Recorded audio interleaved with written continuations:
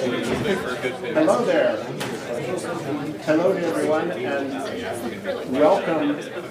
welcome to the 7th floor of the Medieval Institute, of the Hesburgh Library, which is the Medieval Institute. I'm always happy myself when I get into the elevator downstairs, and I think, what am I going to push the button for? And it just says Medieval Institute right there on the line.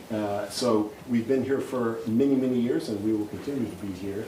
And I'm glad that you have joined us on this very wintry evening for one of the things the Medieval Institute does, which is bring together speakers and an interdisciplinary group of scholars to hear what the speaker has to say. This is another in the continuing sequence of lectures that we sponsor.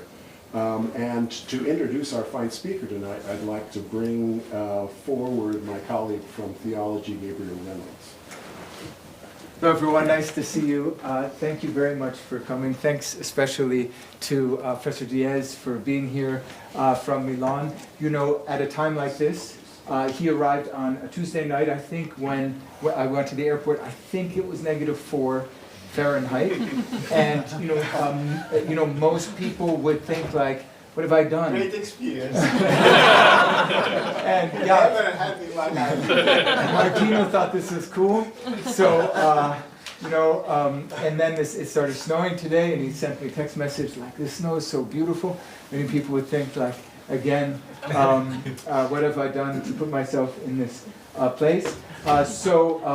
He's generally a very gracious person. I'll give a relatively brief introduction. I want to mention a couple of Martino's works, but just tell a very brief anecdote. We met first in early in the year 2017, actually, in Egypt, where we were part of a small group at a small conference at Al-Azhar University, the major seat of Sunni Islamic learning. And a couple of us went there just kind of along for the ride, and we just kind of listened and made superficial comments now and then. But Martino was one of the keynote speakers, and although he could have spoken in English or probably even Italian, he gave his lecture in Arabic in a very good modern standard, or Fusha Arabic, and I was like, who is this guy? And subsequently, in the 7 years or so since then, I've got to know him very well. So great scholar and great person. He's a professor at La Cattolica, so the University of the Sacred Heart in Milan, which I believe, Tom, has a historic relationship with the Medieval Institute, maybe in the library collections especially. So there's that added feature as well. He also is a scientific director of an institution in Italy, centered in Milan, connected originally to the work of Cardinal Scola, known as the Oasis Foundation, which has major initiatives in Muslim Christian, especially Muslim Catholic dialogue, but also just academic publications. Recently in the fall, I think they hosted 2 Muslim Christian conferences, one I think in Italy, and then the other at this new Abrahamic house, which has caused some controversy in the Middle East, in Abu Dhabi. This one site that has a synagogue, a church, and a mosque. And so Oasis Foundation with Professor Diez was kind of one of the few institutions thus far to hold a major international event there. He's also been a very active researcher. Some of his publications are in Italian. He's the author of one of the principal textbooks and grammars of Arabic in Italian, Introduction to the Arabic Language. He's also worked on one of the most difficult Arabic language poets to ever exist, a fellow named al-Ma'ari. So a lot of his training is particularly on kind of literature, and he made an anecdote today in a class that he taught here at Notre Dame. We're going to be hearing about another Arabic author named al-Makīn, and he compared the style of al-Ma'ari, which is not only very difficult but very virtuosic, to al-Makīn's Arabic. Maybe you can say something about the nature of his Arabic. He's worked on a number of other works in Italian as well, some being more historical, and he's also, in one of the publications for Oasis, translated a really important dialogue between a Christian writing in Arabic in 10th, 11th, early 11th century named Elias Nisabini, Elias of Nisibis, with a Muslim vizier. And most recently, part of the fruit of a stay that he had at the Institute for Advanced Studies in Princeton, he's published a small work, this one, which we're going to be hearing about today. So the full title is al-Makīn, Girgis ibn al-ʿAmīd, The Universal History. I won't say much about it because we'll be hearing about it today. This is one of the few print copies around, so maybe afterwards or in the reception you can see for yourself how heavy it is. Sometimes people have big books that have really big font, and the publisher just made them big. This is not the case for this book. I asked him how many words are in the book. He said, I don't know. But it's a critical edition with a very scientific apparatus in addition to an English translation. And I think it's not the whole thing, right? There's more to the original Arabic work. So let me just put this down here. And then finally, I'll just introduce the title and we can welcome him together. So today's talk, Martino Diez of the Catholic University of the Sacred Heart of Milan, is on between late antiquity and Mamluk historians al-Makīn ibn al-ʿAmīd and his universal history.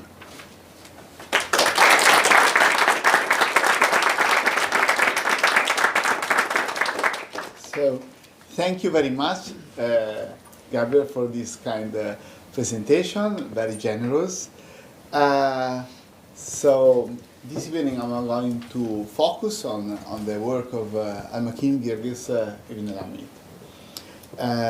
But not the philological aspect of it, which I have took a lot of time for establishing the edition, but I think it's not the main interest. Rather, it is the cultural relevance of this book that we will try to explore. So, believe it or not, South Bend lies in the 5th climb in Ptolemaic geography. And this, my dear friends and host, is not a compliment. For, according to a geographical treatise of Syriac provenance that al-Makīn ibn al-ʿAmīd included in the universal history that we are presenting today, the inhabitants of the 5th climb are uncouth and illiterate, although they are quick to adopt the habits of civilization and swift to grasp them. Much better, at any rate, than the 6th climb, roughly Canada, which, in addition to being the homeland of the Amazons, is inhabited by warlike people prone to bloodshed, merciless, who don't have any knowledge of literary books or sciences. So, apart from spreading southern Mediterranean prejudices and stereotypes about the north, and to my excuse I can say that also Italy is in the 5th climb. Okay? What interest is there in editing and translating Ibn al-ʿAmīd's work, as I am gradually doing? Can we expect to learn something new in terms of factual history? To some extent, yes. The last 15% of this history relates events of which Ibn al-ʿAmīd was eyewitness in the sensitive period of the Crusades. And exactly for this reason, this last portion is the only one in the entire work that was scientifically edited by the great French historian Claude Cohen in 1957 and then translated into French by Anne-Marie Edé and Françoise Michaud. So, what about the other 85% of the work, and especially its first pre-Islamic half, on which I have chosen to focus? Is it worth the trouble? I must confess that I asked this question myself many times over the past years. But to anticipate the answer, Ibn al-ʿAmīd's universal history is especially relevant to the intellectual history of the Middle East as a major instance of Christian-Muslim exchange in the pre-modern era. Although the terms were not used at that time, it has a distinct ecumenical and dialogical nature.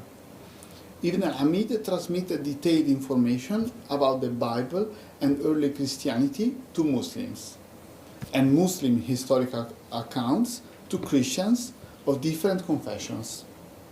Over the centuries, he was able to speak to very different leaderships, not just in the Middle East, but also in Ethiopia, and in early modern Europe.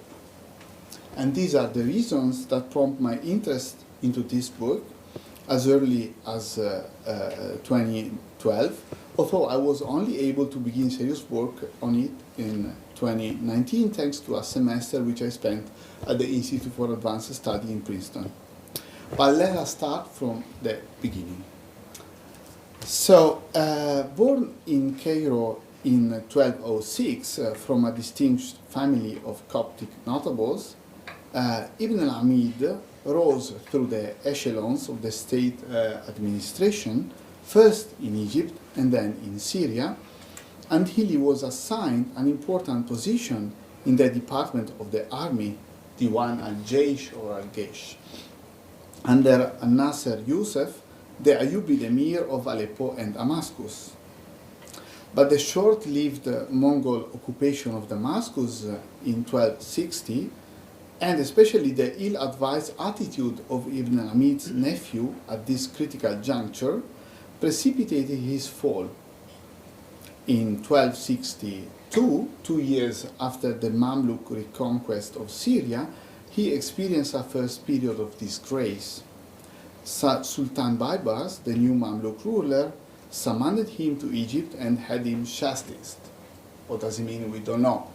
The sources only use this word.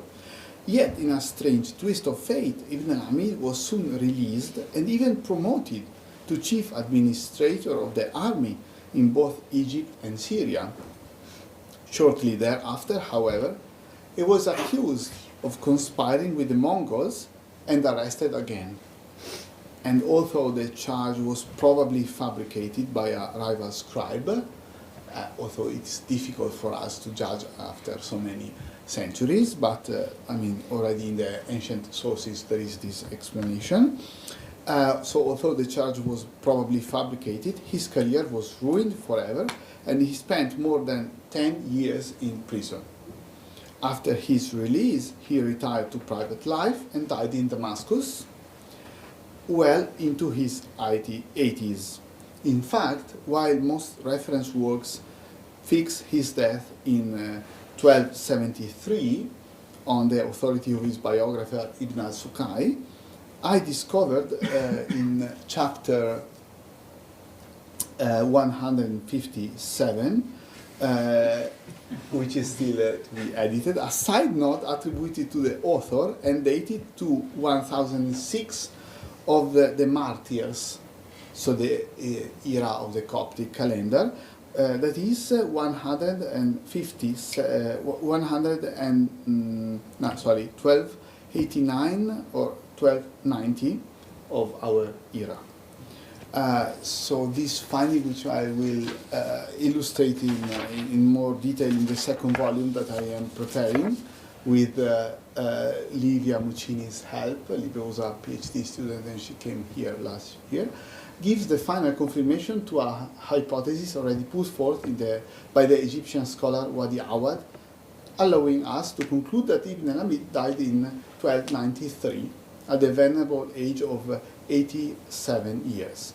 Okay, this looks like a trivial element, but it explains the long composition history of the work and the numerous recensions in which it has been handed down, because I came to the conclusion that there are 3.5 recensions, in the sense that you have an old recension, Vulgate recension, which is the usual version, an interpolated version, and a late Vulgate version, which is not clear whether it was the product of the author, like the last revision that he started in his last years of life, or maybe it was produced by a copyist.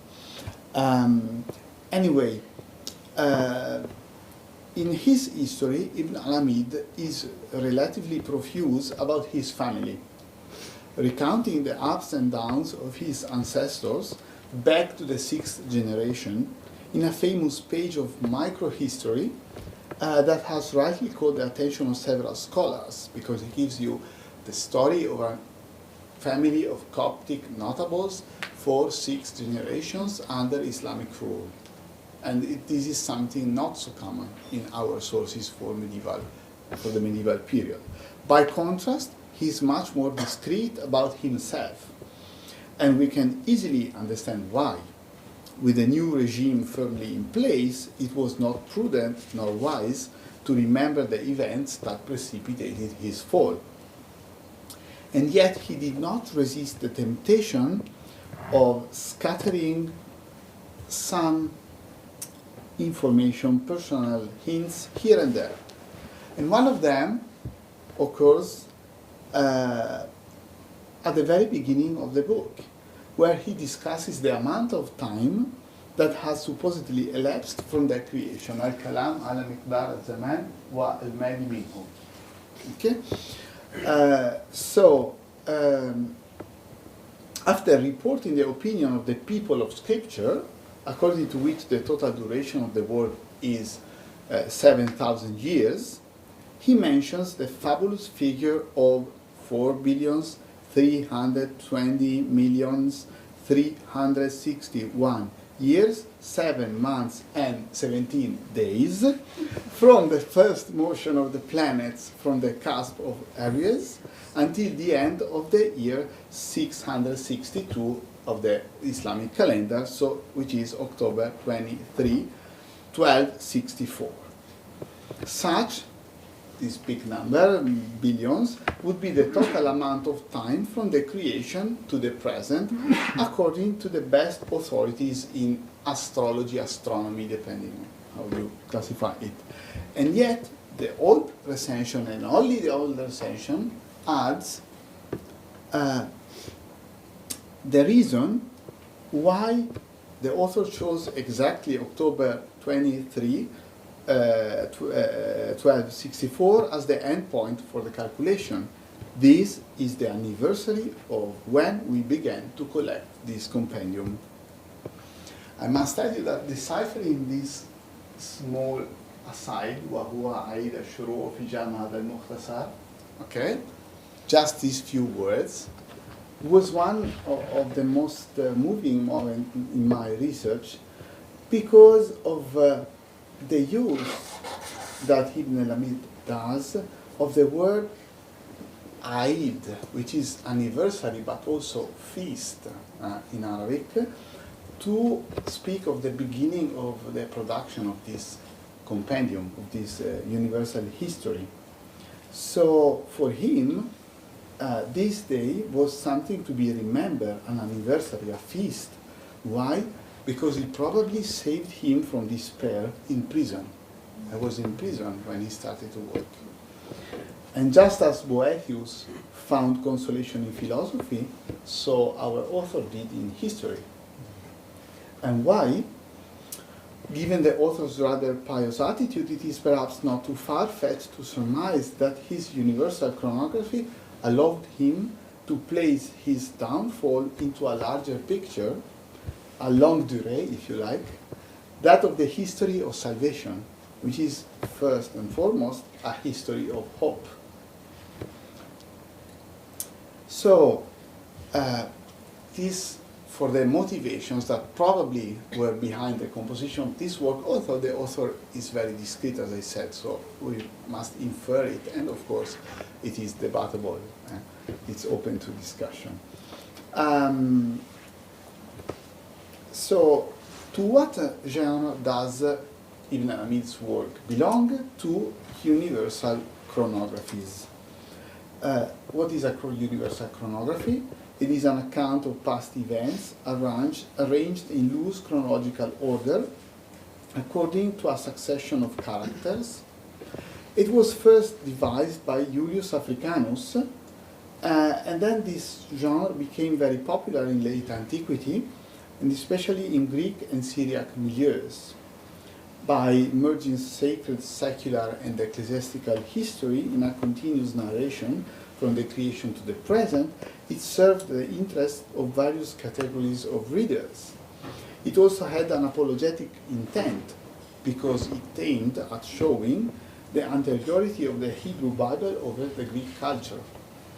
In fact, as the Jewish and Christian chronographers soon discovered, Homer was only a contemporary of Isaiah, And Moses largely predated all Greek history. Tigar esti Platon I Moisis Attikizon. What else is Plato if not Moses speaking Attic? Polemically asked the 2nd century philosopher Numenius of Apamea in Syria, although he was a pagan.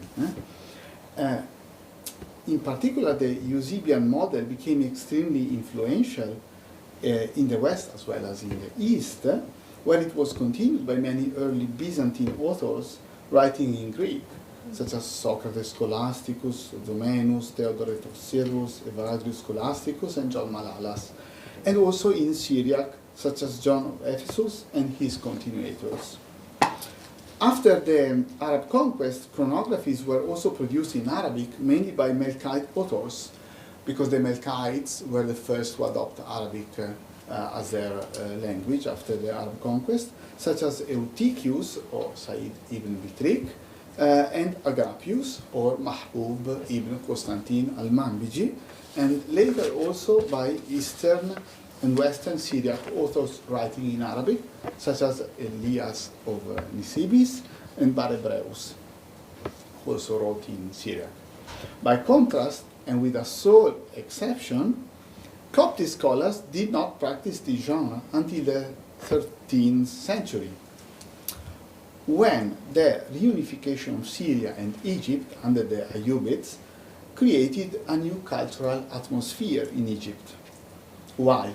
Because exchanges between Cairo and the Bilad al-Sham, Syria, became much easier, and a circle of Coptic intellectuals, the Awlad al-Asal, took the lead in an intense cultural revival, which we now call the Coptic Renaissance. This revival was also favored by the emergence of Arabic as the lingua franca of the entire region. And as a result, many works produced by Christians of other denominations, as well as Jews and Muslims, came to enrich the Copto-Arabic library. So we have to set this book in this precise moment in which Copts discovered many things they had forgotten once they got separated from the rest of Christianity. A first fruit of this revival was the Kitab al-Tawarikh, completed in 1257 by the Egyptian monk Ibn al-Rahib. It dealt with the different calendars that were in use in the Middle East at his time and the way to determine the Christian festivals. And it also contained a series of chronological tables like this, which were arranged in 166 rows from Adam to Heraclius for the pre-Islamic period, and according to the succession of caliphs, kings, and sultans for the Islamic epoch from Muhammad to the Otto's day. Basically, Ibn al-ʿAmīd took the next step. While following Ibn al-Rahib in his bipartition, pre-Islamic versus Islamic history, and his chronological arrangement, because you, for instance, for the pre-Islamic part, you still find exactly 166 chapters, Ibn al-ʿAmīd supplemented Ibn al-Rahib's work with a historical narrative, not just the tables. I mean, he put the story into the tables by summarizing for the pre-Islamic section the Melkite chronologies of which he gained knowledge in Damascus. Moreover, he benefited from a little-known surge in biblical studies that occurred at that time, because while the Coptic Church initially relied on a very poor quality translation of the Bible from the Greek Septuagint, at that time there was a very interesting interaction between the Awlad al-Asal, this group, and the Jews in Fustat, okay? And we have accounts of some of these Coptic intellectuals coming to the rabbis and asking them to read their own Arabic translation of the Bible to compare it and to correct it. Because, of course, the Jews translated from Hebrew, okay? And especially through the tafsir, or interpretative translation of Sa'adiyya Gaon, whereas the Copts translated from Greek. And as you know, sometimes the text is really different between the two versions. Okay, so for instance, Ibn al-ʿAmīd uses a translation of the Bible, which is hybridized between Septuagint and the Hebrew text. In addition to these sources, which take the lion's share, especially in the part that they have edited from Adam to the Achaemenids, which is the Old Testament, basically. Ibn al-ʿAmīd also used other sources like Eutychius, Agapius, Ibn Raheb, as I mentioned, but also this strange Rusbihan, Persian name. In fact, this is a Seljuki mirror for princes, but for reasons that I was not able to understand, it is set in a fictionalized pre-Islamic Persia. So it pretends to recount the history of pre-Islamic Persia, although the names are that of Seljukid rulers of Persia. And Ibn al-ʿAmīd, had a blunder because it mistakenly took it as an authentic document for ancient history of Persia and asked him to include it in his chronography. And finally, our author was interested in Hermetic texts, of which he quoted some excerpts, especially in the chapter on Alexander the Great. And as far as the Islamic section is concerned, he used Ibn Wasil, a contemporary of him. Ibn Wasil is a Syriac historian, and he's one of the many continuators of Tabari. Okay? So for the Islamic part, he's dependent on Muslim sources, although sometimes he had some elements from the history of the patriarchs of the Church of Alexandria for Christian history. So the conclusion is that this vast array of sources is consistent with the intellectual curiosity of the Awlad al-Asal and their circle, of which Ibn al-ʿAmīd was not only a member, but probably the one who financed the whole operation because it was an important state official at the beginning. At the same time, this remarkable openness did not come at the expense of the Coptic identity, which is something I tried to stress in the presentation that I gave in Cairo last year at the Coptic Orthodox Center, just to encourage them. Finally, our historian also added, of course, his personal contribution, which is not so huge, because he's mainly a compiler, but there is a section on the list of the 30 world wonders. Then, of course, the last portion of Ayyubi history, which I mentioned, is original, and Claude Cahen found it is of good level, more detailed and of vastly superior originality, is what Claude Cahen wrote.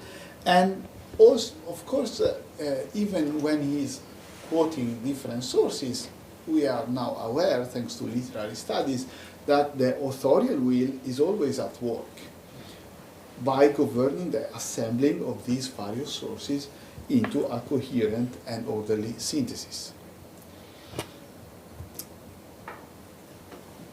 This, for instance, is the list of the 30 world wonders, which is interesting. I try to put them on Google Earth. Okay, of course, I don't believe that there is a king with 3 eyes in the middle of India, but this is what Ibn al-ʿAmīd said.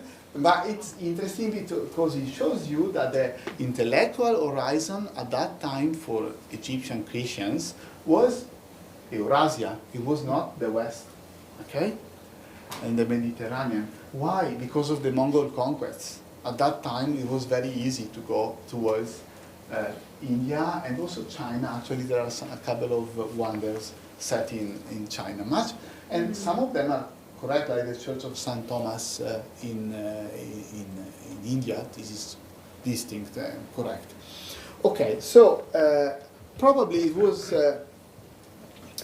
this quality of clearness and relative conciseness, relative because it takes still a lot to end the work, that explain the work's enduring popularity, and its success is attested to by the sheer number of preserved manuscripts, 29 in the pre-Islamic section, which I inspected 25 for my edition, but then I was able to get the 4 that were missing, so that I have now all of them. Actually, one of them is lost in Aleppo, but the Hill Museum and Manuscript Library put online another manuscript which I thought was lost, so the total is still 29, and I have all of them now. And as far as the Islamic part is concerned, we have at least 15 copies. These are good numbers for a medieval work. Okay, in total 40 copies, manuscript copies is not needed. Through a detailed study of the manuscript reading and ownership notes, it was also possible to illustrate how the Kitab al-Tarikh, this work, spread outside Egypt, in Syria, Lebanon, but also, as I said, in Ethiopia, where it was translated twice in the 15th and 16th century.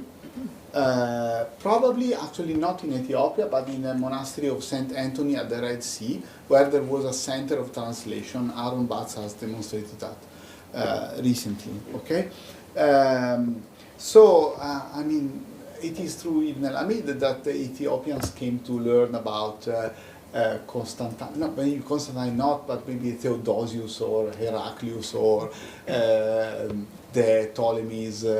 I mean, all ancient history has reached deep into Africa. The reception of the work was ecumenical in the sense that the Kitab al-Tarikh was read, quoted, and reused by all Arabic-speaking Christian denominations. For instance, it is the base for the Annals by the Maronite Patriarch Stephan Adouehi, who is now blessed. It was beatified by Pope Francis. It's a 17th century Maronite patriarch, and for the first part of his work, he's simply copying Ibn al-ʿAmīd. Of course, he's adding the new part from Ibn al-ʿAmīd to his days, especially centered on Mount Lebanon. Okay, and already this ecumenical reception must not be taken for granted.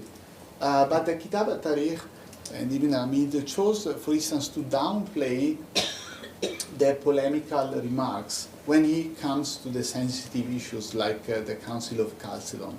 Okay. In the oral recension, it was a little bit polemical, but in the vulgar recension, he just stated at the end of the explanation, from that moment, from that council on, the church became divided. Full stop. Okay. من هذا المجمع افترقت الكنيسة, so that everybody could recognize himself or herself in the text. But by far the most interesting aspect in the work's fortune, and the reason why I decided to study it in the first place, is its reception among Muslim intellectuals. Indeed, it represents, as I said, a major documented case of Christian-Muslim cultural interaction in the pre-modern era. 5 instances of reuse have been identified so far, and among them, one stands out. Our Coptic author was extensively read by Ibn Khaldun.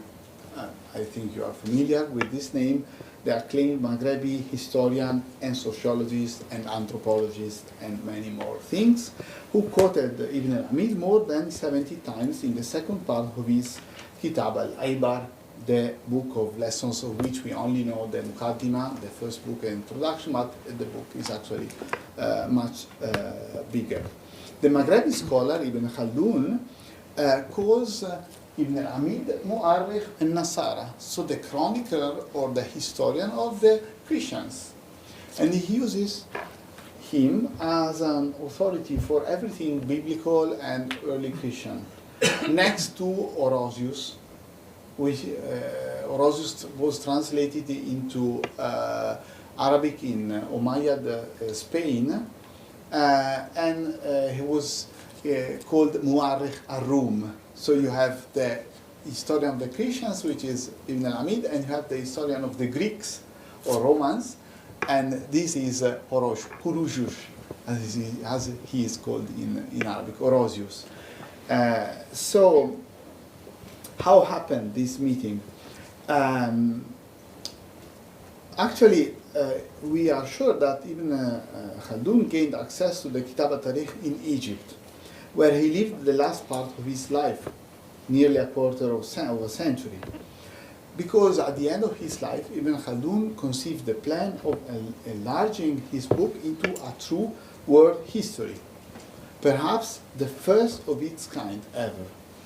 To attain this aim, he needed more information about non-Islamic civilizations or pre-Islamic civilizations, biblical, Jewish, Greco-Roman, early Christian history, and of course India and China, but this was really difficult at that time. And it is mainly in Ibn al-ʿAmīd that he found it.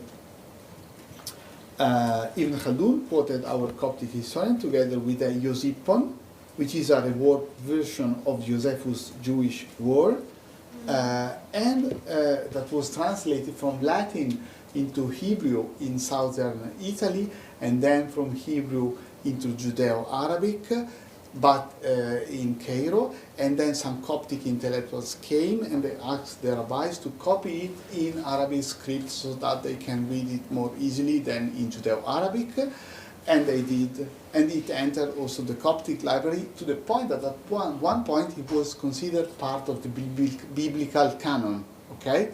Was considered that Iosippon or Ben Gurion was the author also of the two books of the Maccabees. So this until the 19th century, when the Coptic Church discovered that actually biblical research said something different, and they decided to exclude the last book of the Iosippon and to be content with the two books of the Maccabees. Okay, so but what is really interesting, to my mind at least, is reading all these chronographies in series. So from the late antiquity, ancestors, to the Christian Arabic intermediators, to their Muslim recipients, so that we can embrace in a single gaze the immense extension spanning, so to say, from Africanus to Ibn Khaldun. Okay? This is the interesting point, in my view at least. We can try to understand what information was preserved and why, and what was lost, the vast majority actually, and for what reason. So we can try to enter into the workshop, for instance, of Ibn Khaldun and see what he read in Ibn al-ʿAmīd, what he kept, and what he decided to omit. For instance, I did this exercise only for the Achaemenids, and I discovered that in Ibn al-ʿAmīd there is a very, rich, relatively rich presentation of the death of Socrates. It is a summary of the Platonic dialogue Phaedo. Okay, and Ibn Khaldun read this, but was not interested into philosophy, we know, so he skipped it. Okay, so that if we read Ibn Khaldun alone, we can think that he simply had no idea about Socrates or Socrates' death. In fact, he had. But we can only discover that if we compare his work to his source. And we discover not only that Ibn Khaldun or al-Makrizi, his disciple, were familiar with Socrates, but much more that they were familiar with the Bible. Because this is the most interesting finding in the end. It is generally assumed that Muslim scholars were not cognizant of the Bible, given their reservations toward its textual integrity, and prefer to rely on oral traditions transmitted by Jewish and Christian converts called Israeliyat. And this is more or less true, especially for the first centuries.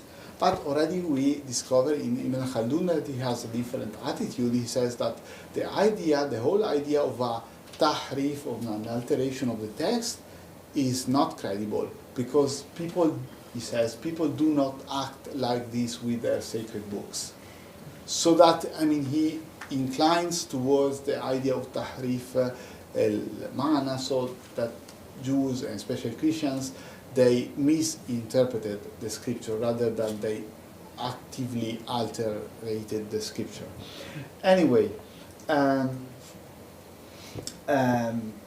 reading of Ibn Khaldun or al-Makrizi, his pupil, his disciple, who was very critic towards the Copts, shows that some of these Muslim intellectuals, especially in the late Mamluk period, were quite familiar with the historical narrative underlying the Old and New Testament as mediated by Christian Arab authors. And they knew that they were reading the Bible because Ibn al-ʿAmīd is explicit that he's summarizing the Bible. And at that time we also find some exceptional tafsirs in which, again in Egypt, they use the Bible to interpret the Quran. So tafsir al-Quran bil-Kitab, which is, it's very marginal in the history of Muslim tafsir, but it existed in Egypt at that time. In other words, Muslim historians and probably Muslim intellectuals from the Mamluk period knew the Bible more than it is usually assumed. And some of them use it as a reliable document as long as it did not clash with the Quranic presentation of the same events. In view of the persistent polemics surrounding biblical texts in the Islamic world, this is not a minor finding. Okay, now I will skip most of the presentation concerning the reception in early modern Europe. Simply, this is a beautiful portrait of Tintoretto, the adoration of the Magi, in the Scuola Grande of San Rocco. But this guy is a Magus, but he's also Guillaume Postel, who was one of the first Orientalists, so to speak, a French Orientalist who tried to become a Jesuit, but then he was, crazy and non malus said amens, so not bad, but completely out of mind, as the Inquisition in the end decided. But he collected some manuscripts by order of the King of France, and one of these manuscripts was actually Ibn al-ʿAmīd's history, the second part. And so the manuscript arrived in Venice, which is for me very significant because actually I live in Rovere, but I spent a lot of time in my life in Venice. I studied there. Then Postel sold it to the emperor because he was in financial needs. The emperor put it in Heidelberg, and in Heidelberg it was read by Erpenius, one of the first Arabists. Erpenius was appointed as the first professor of Arabic in Leiden, and like any professor, he had the problem of choosing a right textbook.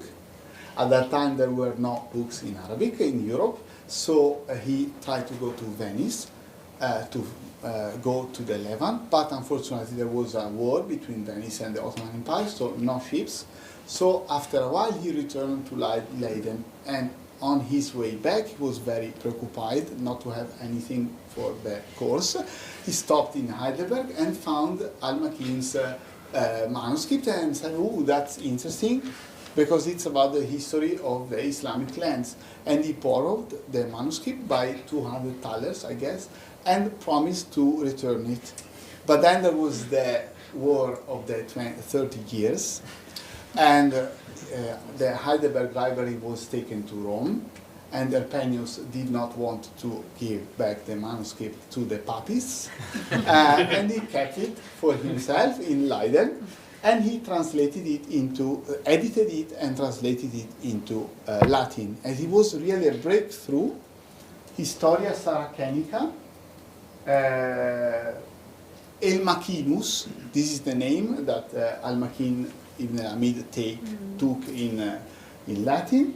Actually, Erpenius died before he finished the work because of the plague, and his disciple Golius, who's an important Arabist, also a teacher of mathematics to René Descartes. So not. Okay, Golius finished the work, but only partially, which is why there is still a portion unedited also in the second part. And Erpenius rightly points out the importance of the new discovered source, saying in it you have the broad lines of the Arab Empire, the knowledge of which has so far escaped Europe.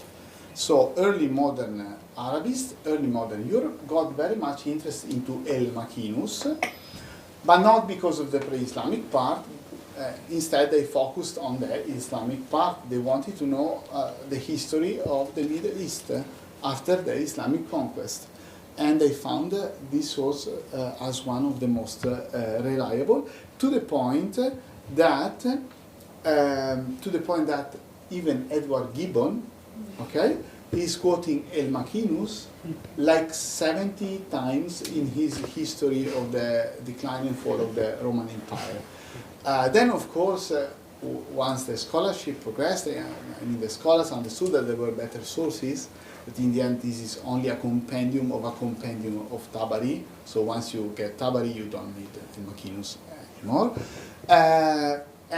But anyway, historically speaking, it was very much important for the discovery of the Islamic world for Europe.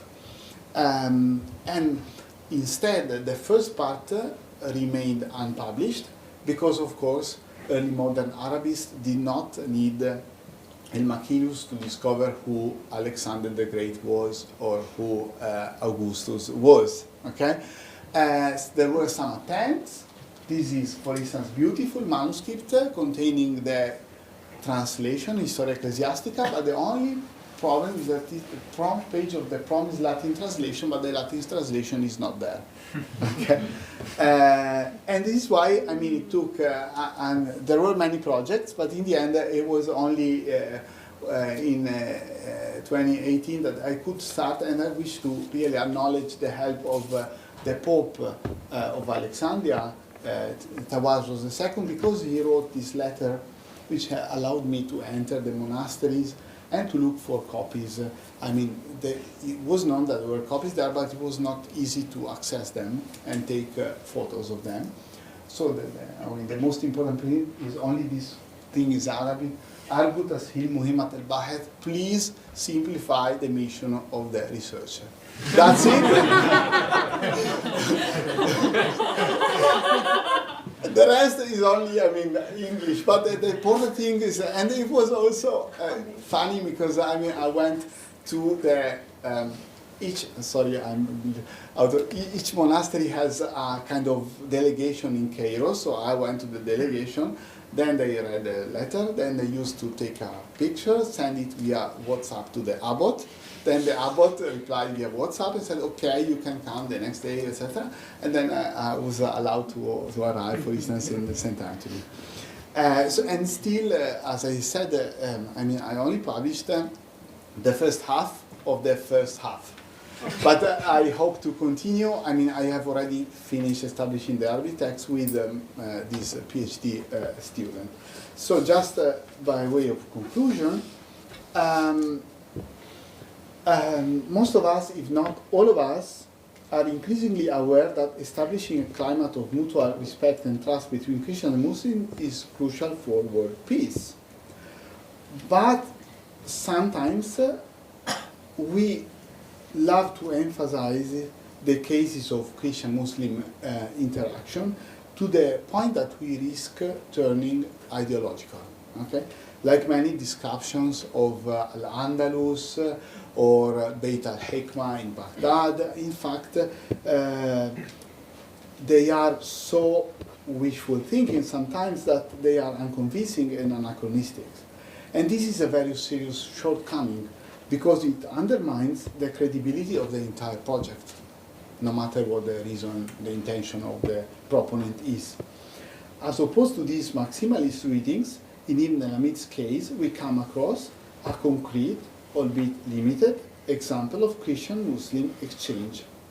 An exchange that happened under constriction and with undeclared assumption, but an exchange that did take place that we can trace in text. And after all, when one reads the pages of Ibn Khaldun on the First Ecumenical Councils or the Nicene Creed by al-Makrizi, one cannot failed to be impressed by the quality of the information that was available to late Muslim elites. It was far from perfect, and certainly we can and must aim for much better nowadays in the digital age, but for that time it was remarkable, and it also illustrates the role of mediators that Christian Arabs usually or often came to play. And this is why I think this book is interesting, and it is worth the time that it takes to edit it. Thank you.